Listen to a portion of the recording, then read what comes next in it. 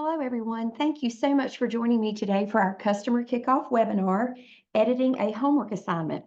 This week, we will be covering the same start of term topics every day and have open office hours available for additional one-on-one support. We hope that you will join relevant sessions to ensure your spring sections are all set up and ready to go. This session will focus on walking you through ensuring that your homework assignments are set up and ready to go for the new term. If you happen to have any questions, please feel free to use the Q&A button on the bottom left portion of your screen in Zoom. And if you post questions, I will be sure to get those answered for you before the end of our session. So with that, let's go ahead and get started. I'm going to share my screen. And you should see my dashboard. I am using the College Algebra 3rd Edition textbook today, but it doesn't matter which textbook. This process is the exact same for any courseware that you are using. So just as a quick reminder, whenever you go in and you create your sections, you'll go to Tools and Manage Sections.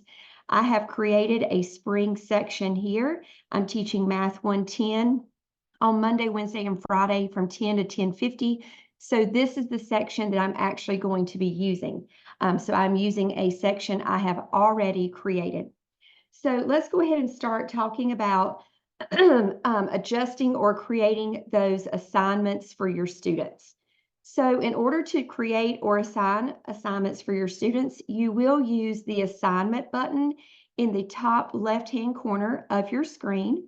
So once you click the assignment button, we are going to use the lesson due dates button in the top left corner. It's the first option on the left-hand side of the screen. So I'm going to divide this kind of into two separate parts, those of us that are new to Hawks and those of us that are using an existing template. For those of us that are using an existing template, you'll be on this screen and you'll have your drop-down box to the left or to the right-hand side, sorry about that, to the right-hand side of your section. You will simply just drop down and use any of the templates that you have used in the past. Yes, those will have old due dates, but I will show you how to adjust those in just a minute. So for those of us that are new, in order for you to create a new template or new lesson due dates for your students, you will come over to your section title and click on the title. This is going to open up your lessons that you have as options to assign your students. The first thing that you'll want to do is actually name your due date template. So I'm going to name mine Math 110 Spring 24. I do recommend that you put Spring 24 in your template that you're creating for this semester. That way, in future semesters, when you go back to use this, you'll know what dates you're pulling from. So I have Spring 2024 Math 110. Also, for those of you that are department chairs, coordinators, and you're wanting to share this with other instructors in your department, you're going to want to make sure this first box is checked so that you can allow other instructors to see the assignments in this setting. I'm going to go ahead and click Save just so that I already have this template ready to go. So at this point, if you are new to Hawks, you'll need to go through all of the options that are available to you through the courseware that you are using. So you can scroll through and go ahead and align the lesson names with what you're having scheduled in your syllabus. And then you can use the calendar icon to click and then go ahead and assign all of the due dates that you have for your semester. So you can go through and click the calendar icon and have some of the due dates already assigned for your students. So I'm going to have Chapter 1 all due on January the 19th. So I keep using that calendar icon and keep scrolling. My chapter review is also due January 19th. You can also decide to do chapters one day at a time. So if your class starts on, let's say, the 16th of January, you could have the first assignment due the 17th of January, the second assignment due the 18th. It's really up to you how you choose to make these due dates show up for your students. Some people like to cluster them all together, and some people like to do one day at a time. It really is up to you. But once you have all of those dates programmed into the lessons that you would like to have, you would click Save. And so now your students actually have Spring 24, excuse me, due dates set for them, and these lessons will show up for them. One thing that I use a lot in my classes is the Show Additional Options button. The reason why I use this is because students will sometimes have assignment anxiety, where they'll see an entire semester's worth of assignments that are due for their upcoming class, and it just gives them a bit of anxiety when they see so many things come due at one particular time. So let me show you what I'm talking about by using the Show Additional Options and specifically using the Visible On option for your students. So of course, Chapter 1 is going to be the first thing that my students do. It's okay for me to show all this to my students. I don't feel like that's an overwhelming amount of information for them to see.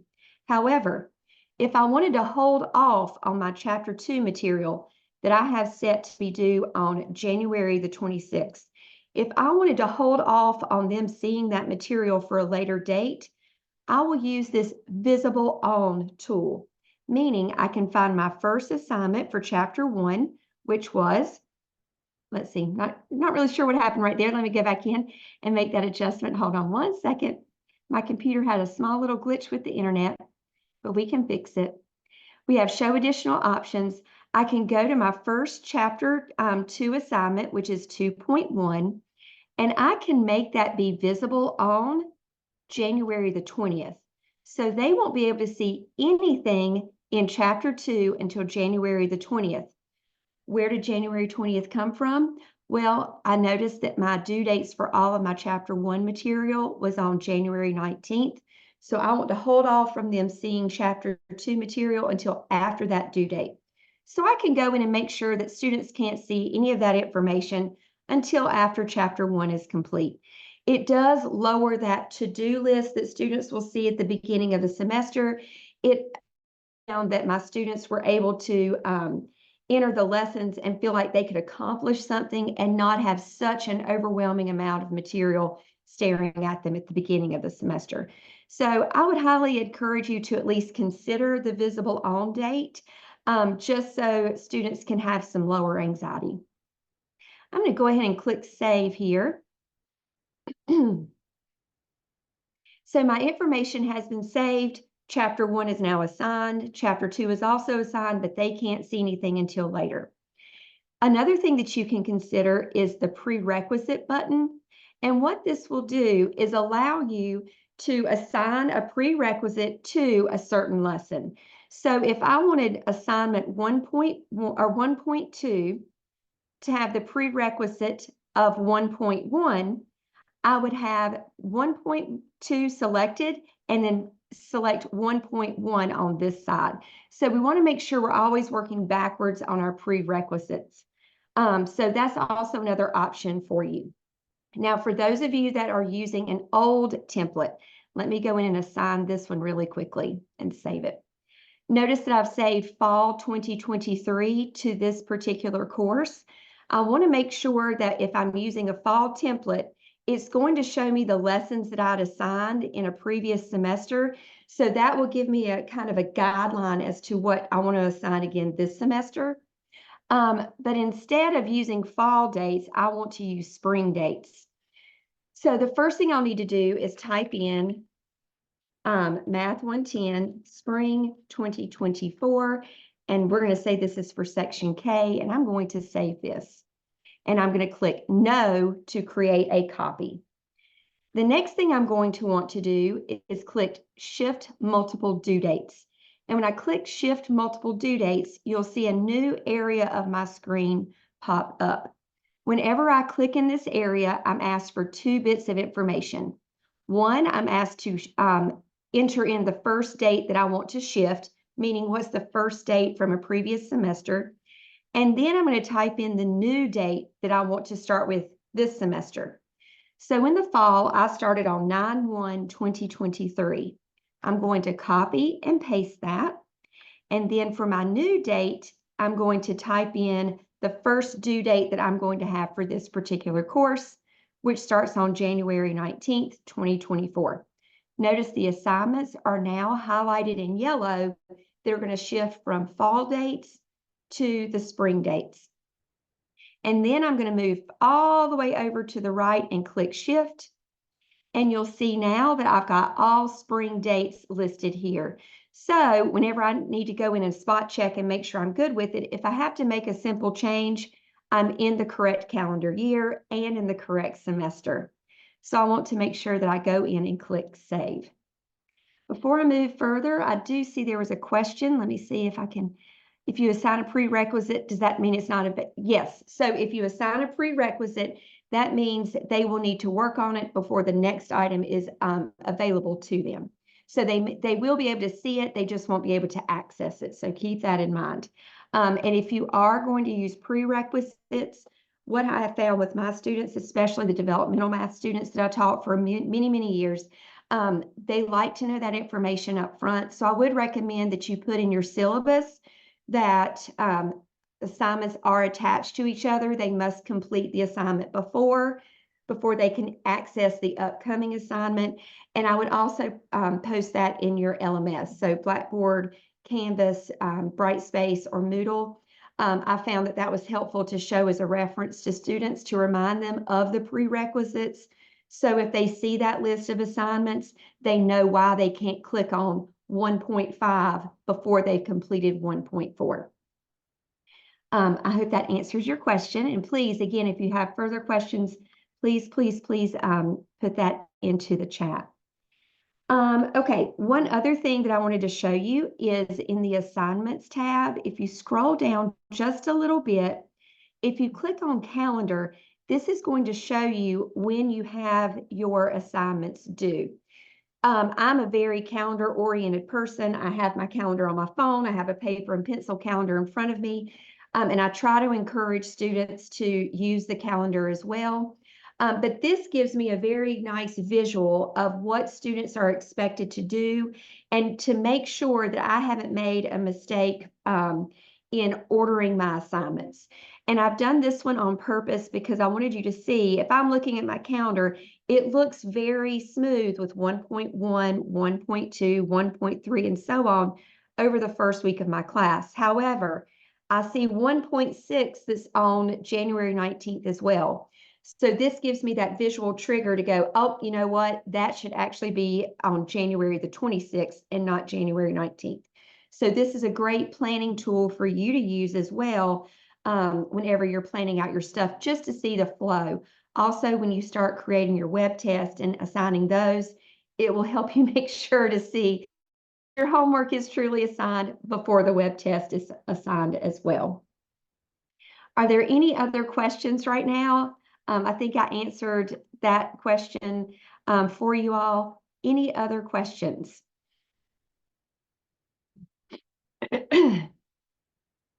Okay, so the next thing I'd like to show you really quickly is globalizing your curriculum, or looking at the globalized curriculum and creating your own. So when you click on the second option called curriculum, keep in mind that this is the large bucket of materials that you have access to within the courseware. If you're new to Hawkes Learning and you're creating your section for the first time, it's going to show as the course default, meaning it's everything that goes into this particular courseware for this particular class. If you are returning and want to use a previous curriculum, use this drop-down box and you can go in and pick from the curriculum that you've created in the past.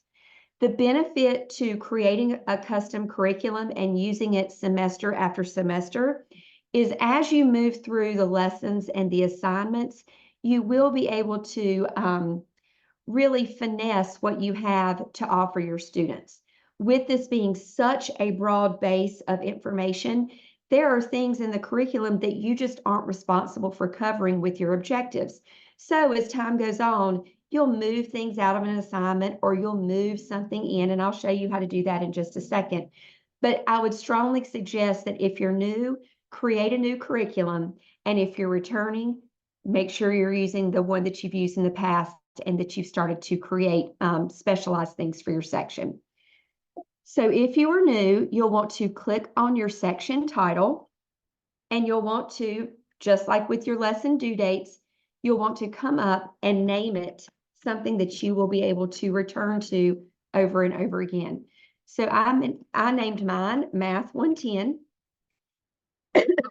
and I'm going to name it Spring 2024 so that I know whenever I started using this particular curriculum. I can update this every year to rename it. So if you're using an old curriculum, you can bring it up and just rename it and click Save. So once you've named your curriculum, again, if you're a department chair or coordinator, you'll want to click this box to share with other instructors. And you have several options that I'd like to review with you so that you know what your students are able to do in Certify assignments. Remember, we have Learn, Practice, and Certify is the actual graded part of each lesson showing mastery. So the first option is to allow students to unsuccessfully attempt Certify a certain number of times before requiring the student return back to practice. So what I have found as an instructor is there are oftentimes students who want to get to the graded part of the assignment before reading anything in Learn and before practicing anything in the practice portion. So what I do is I select this option and I will allow students to work through Certify twice before I require them to go back to practice and attempt at least 80% of the problems. Now, these two numbers are totally customizable to you as the instructor, but I found in my teaching world, 2 attempts before returning to practice and 80% really was the sweet spot for my students.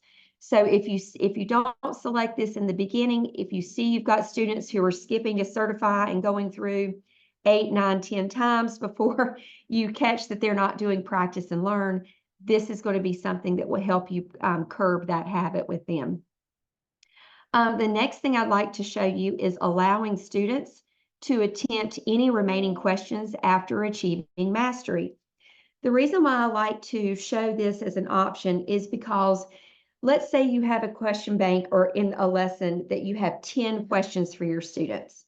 Meaning, if a student gets 8 questions correct, they've earned mastery at 80%, and Certify shuts down and they are congratulated and they can move on. However, there are still 2 questions in Certify that they technically didn't see.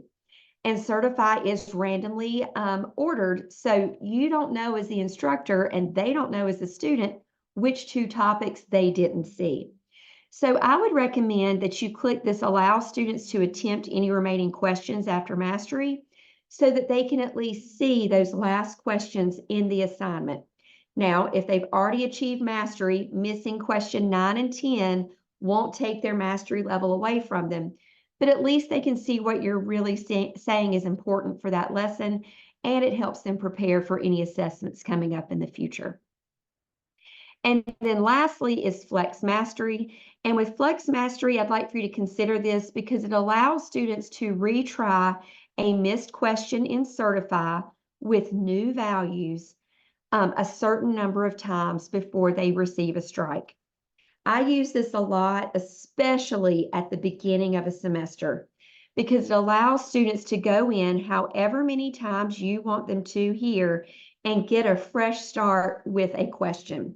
So if you have a student who, let's use a math example, if you have a student who has solved an equation and the answer is -5, but they type in 5 and forget to type in that negative symbol, and they're like, oh shoot, I knew how to do it, I just forgot to type in that negative symbol, you can give them one more shot at that type of question with new values before they earn a strike for that question. You can customize the number of times that they are able to go in and attempt a new question. Just keep in mind, the more times you provide, the more chances you are allowing for them to not really understand the concept, but now they're just plugging and chugging with the information and guessing sometimes. So I keep it at a minimum in my classes. I keep new values and I only allow them one extra attempt. So this is really great for you to just allow them a little bit more in the area of confidence building as the semester goes on. So once you've named your curriculum and you have selected the topics you'd like to select, you will need to click Save. And the reason I asked you to click Save is because now you'll notice that all of the lesson names are active links. And this is how you go in and actually see what's in each lesson that you're assigning. So whenever I click on lesson 1.1, a new tab is going to open up.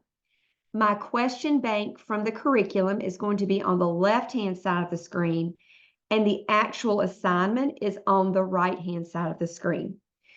So I'm going to go through and scroll through and look at the right-hand side of the screen and say, oh, yes, all this is great. They all go with my objectives. They all seem to be aligning well. If I do see one on the right-hand side that covers something that I do not have to cover in my objectives, I can click the Remove button, and that will take the problem from the assignment and put it back into the question bank. If I'm looking through the question bank on the left-hand side and I see something that I want to add, all I need to do is click the Add button, and that will move the question from the bank over to the actual assignment itself. So this is where those custom curriculum situations are coming in, and why you would want to use your custom curriculum that you create every semester over and over again, because you will be able to completely customize what's going into your curriculum. So let's say for question 5, I don't want to use this question. I'm going to remove it because it's not an objective that I need. And then I'm going to replace it with this question. So notice I moved one from the assignment and one over from the question bank. Whenever you've made your changes to your assignment, you will want to make sure that you click Save in the bottom right corner. That way the lesson is saved for you. One other thing I want to point out from this is if you use the gear button in the top right-hand corner and the drop-down box, this is how you can open up the Learn screens and add your own personal notes to them. You can add video links, you can add tables, you can add images. You can also hide certain pages. I know that there was a fraction page in one of the lessons I teach with that we don't cover that in my course. So you can click Hide Page, and that way it's just not something that the students see. So you can totally customize your Learn options from the gear button in the top right-hand corner and going to Open Learn. Again, you'll want to click Save in the bottom right-hand corner whenever you are finished with making your changes. All right, so again, we worked with assignments and lesson due dates, and we also worked with curriculum. I do have a question. Let me see. If you assign a prerequisite, we've already done that one. Okay. Are there any other questions that you'd like to ask at this point? Just drop those in the Q&A portion of the Zoom screen. It's in the bottom left corner.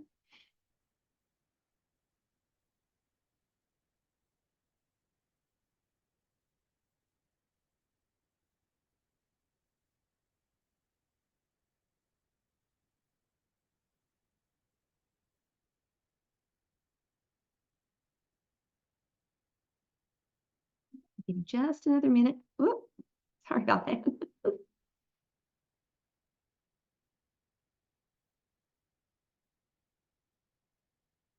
Okay, so I am posting a survey link in the chat. Please make sure that you take a minute and fill out for us. I want to thank you so much for attending today. I hope this information was helpful to go through as you prepare for your new term. I will stay in for the next few minutes. If you have any questions, please feel free to put those in the Q&A. If not, please visit the chat, click on the link to complete our job form to be entered into our Amazon gift drawing. Thank you all so much for attending, and best of luck this semester. Bye-bye.